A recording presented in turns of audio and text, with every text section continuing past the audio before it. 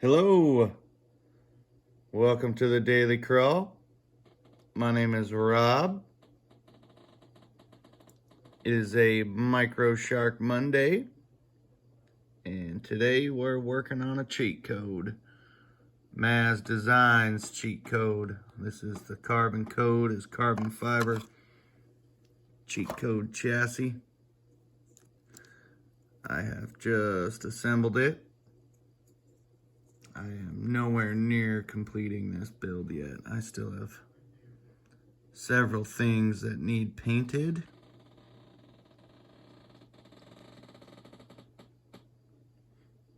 That's a Shift RC servo. Fast. Super fast. And powerful. Holy moly. That thing is outrageous. So, I'm going to go ahead and break down how I've got this cheat code set up for anybody interested. I'll just start right here at the tires. These are the Mofo deep dish premium wheels, the black ones with the black hardware. I have island styled these wheels. The rear is the aluminum ring and the aluminum insert with the brass inner hub. I went ahead and darkened everything so you couldn't tell what's brass or aluminum for that matter. This is my comp rig, so it's a cheater rig, the cheat code, but I don't want anybody cheating, seeing where I've got the weight dispersed, and that's my idea. I'm gonna color these links. They'll end up being the same color as the inner side of that wheel there. I went ahead and kind of set it up on the stock version that Mazz does. He puts the front link there at the bottom and the rear link there at the top for the adjustment. And then the lower links only have that one place they go. I have my links built for me by what is the RC Doll Life, RC Addiction, and he has his own website now, RC Addiction. There is one of his stickers there, rcaddiction.com, I believe. So anyways, I got the links set up that way. I'm gonna flip the logo around on the old Hot Racing there. That way it's just black instead of the logo showing. Not much I can do about the silver canister. I found some all black shocks, but I didn't really like the way they looked. I didn't know how they were gonna work. Wouldn't be able to get them for a few weeks, so I just figured, screw it. I'll get those Hot Racing long travels. And I went with the long travels instead of the stock length shock, mainly because I have these links custom length. I went with 4 millimeters longer in the front, so my tire will clear the side skirt there. That's what you get with a 4 millimeter lengthen on the front links. Now you can't lengthen the front, in my opinion, and keep your geometry without proportionately lengthening the rear. And with the rear already being slightly longer than the front stock, I lengthened the rear 6 millimeters. I'm not sure how the percentages lie, but that was pretty close, you know, 4 millimeters, 6 millimeters, you know, give or take a half a millimeter or whatever. I figured that would be close enough. And it is. I still have really good balance, as you can see there. She completely on her side. And I don't have extreme travel. If anybody knows how I set my rigs up, I like to use these bars positioned in places to prevent things from going super full droop. And then they also, the way the shocks are positioned all the way up top, I don't have a whole lot of travel, up travel straight up. But I still get somewhat good articulation. It's a lot more than I see some people getting. And I keep hearing that phrase, you know, flex is overrated, flex is overrated. And, you know, extreme flex is overrated. Now, I've got a Bronco over here that has pretty well stock length shocks, and it would benefit a lot of the times to be able to flex a little bit more. I think your perfect flex is somewhere in that 3 to 4 tire zone. That gets you over certain things, but not binding you up so much where you're so twisted and contorted. But anyways, enough of flex talk. Hot racing long travels, RC Addiction links, Mofo wheels. Those are the Endura Comp tires. The pins, they're huge, which is why that length, I had to do the length. I wanted to keep the tires. I wanted to make this a Mazz chassis, extraordinarily capable with these huge tires. And I'm hoping that by lengthening it, I didn't ruin it by any means or anything like that, but I tried to keep it true to itself by proportionately lengthening it. And I don't think it's all jacked up, honestly. I mean, that body, I'm gonna have to do some trimming because of the tires, but oh, I got the Tegu mainboard in the way, which is the new Tegu mainboard.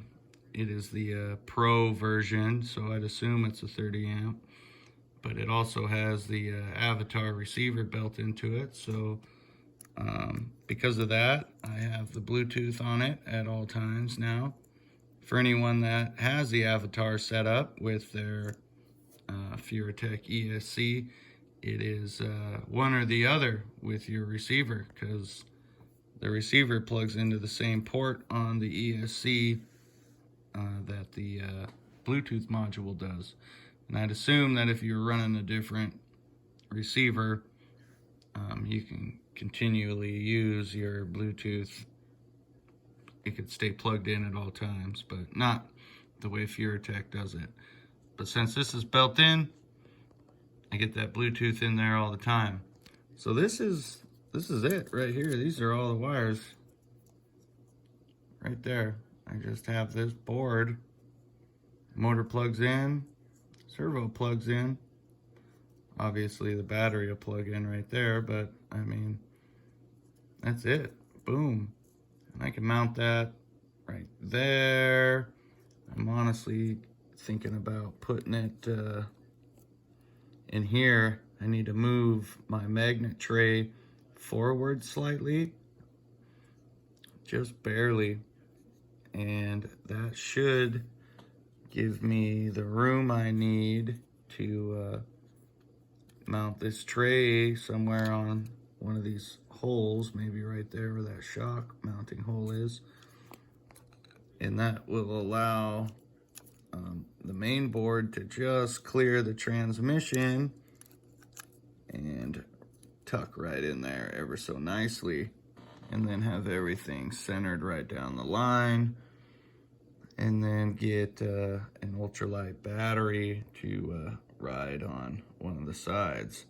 And since there's a slight bias to the passenger side with the motor, I'd imagine the battery could ride right here on this tray, and then I can route my wires along with my BEC over onto this tray to maybe proportionately counter the weight.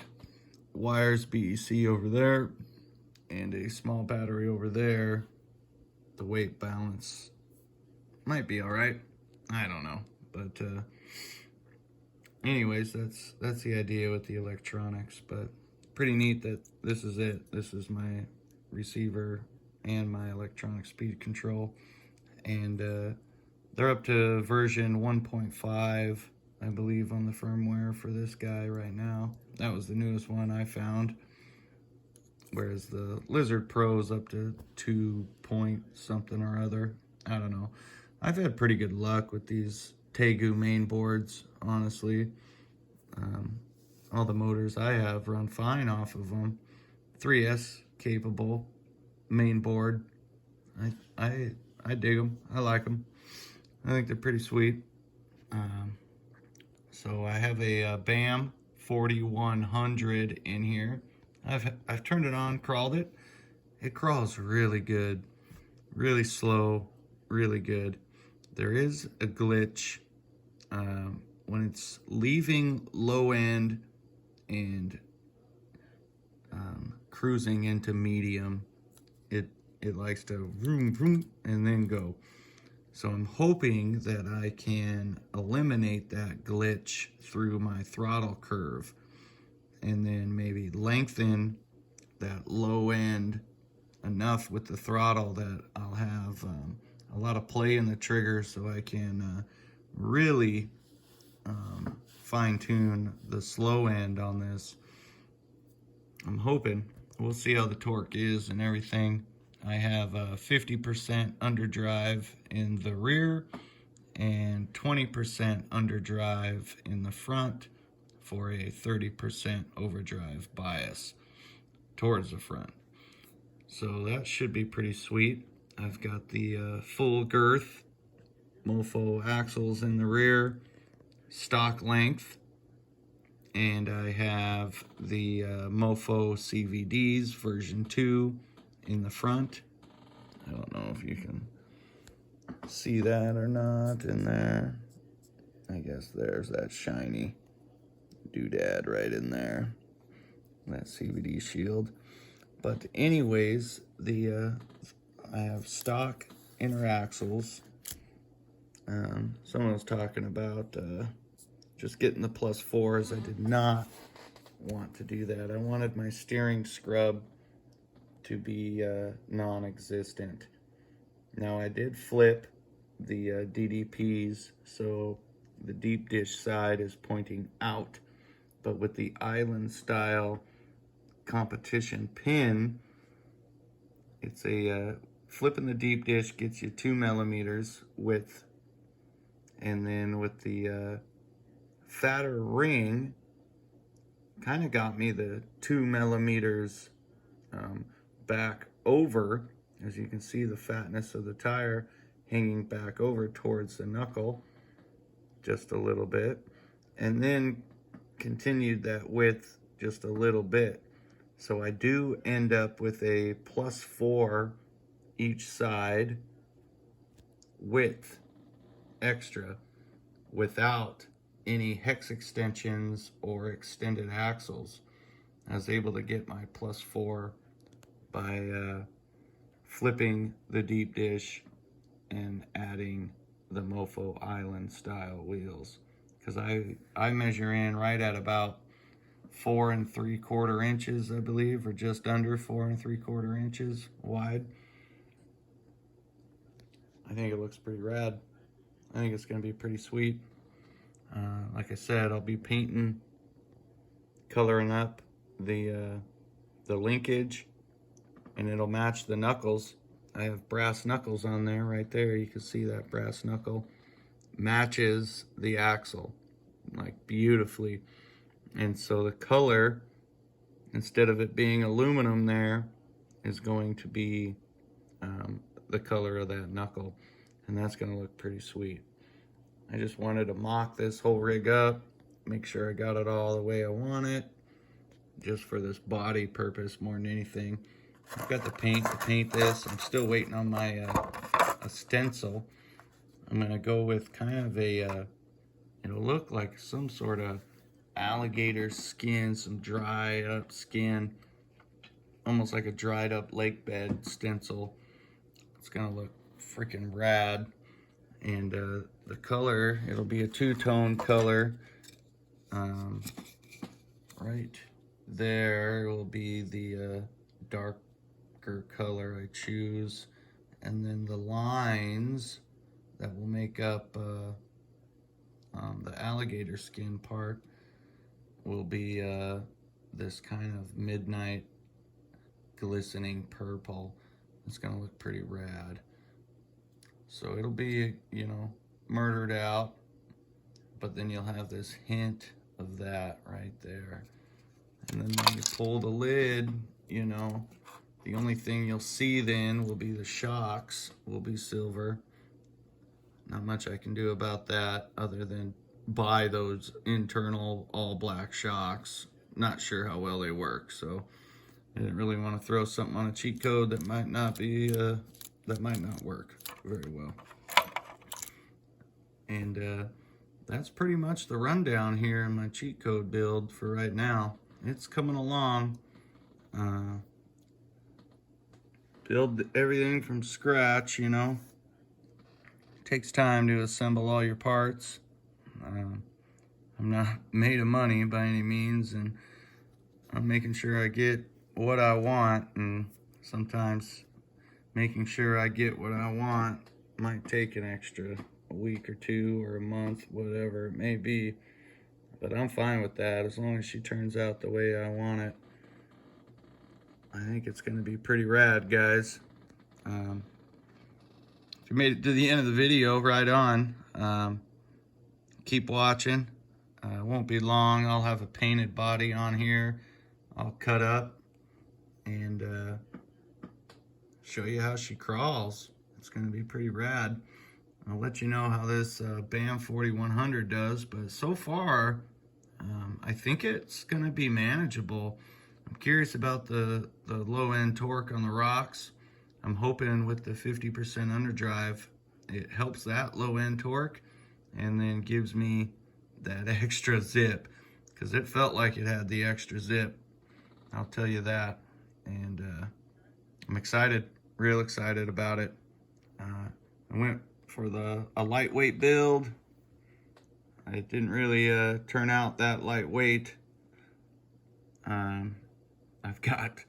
It weighs about 406 grams total as you're looking at it. And you're probably like, holy cow, where's all the weight at? Well, I've got over 200 grams of that weight, or just about 200 grams of that weight. It's just the wheels and tires. And I know rotational weight, blah, blah, blah, blah, whatever. That is weight on the ground, not hanging. And with the BAM 4100, it shouldn't have a problem spinning them suckers around. It might actually help its low end. I don't know. But that's my build thus far, guys. Aluminum mofo servo mount. Probably end up getting some differential covers eventually, but for now they're just old stock, and that'll do for now. But I'm in full droop. I got a bar right there to prevent it from super droop in the back, just so the ride height looked a little better. But like I said, you know, you don't need all that travel out of your shocks all the time, you know? Like I've got a position there and it's in as full droop as I'll allow it, but I still have a lot of travel left, you know? But once you go over a rock, I mean, that's good enough for a comp rig, tabletop comping. I think it's gonna work out, guys. I really do. There's that front weight bias there. I'm probably a little more than 60-40 the way it feels, but we'll see how it performs on the rocks. I mean, these tires aren't light by any means in the rear, so I'm hoping that she'll stick to the rocks and stick to the rocks well. But yeah, I was pretty thrilled that, you know, there she is, balanced, no problem. And I realized that my scythe, I built,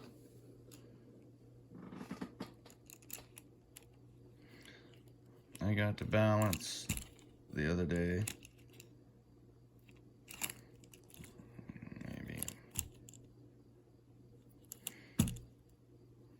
Maybe I can't get it now. Maybe I was just lucky.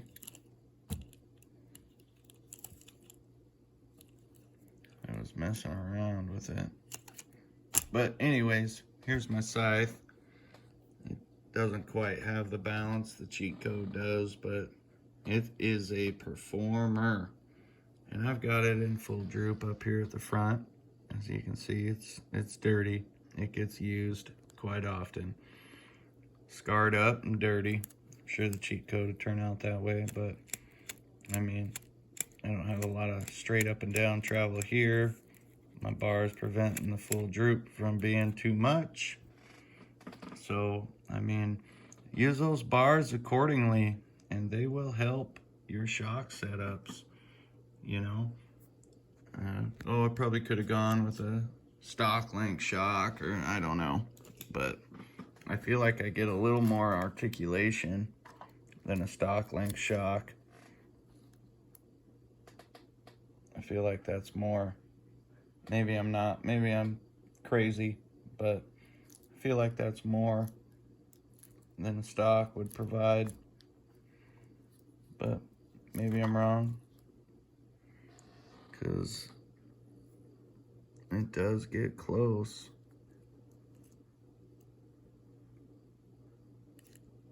Maybe, I don't know, but it sure looks cool. I mean, those shocks are sitting at about 45-degree angle there. Maybe a little laying down a little too much, but you know, we'll see once we get the body going and get her on the rocks. We'll see how well she sticks and where I need to make my adjustments. But that's it for now. And thanks for watching, guys. My name is Rob. This is the Daily Crawl. Peace.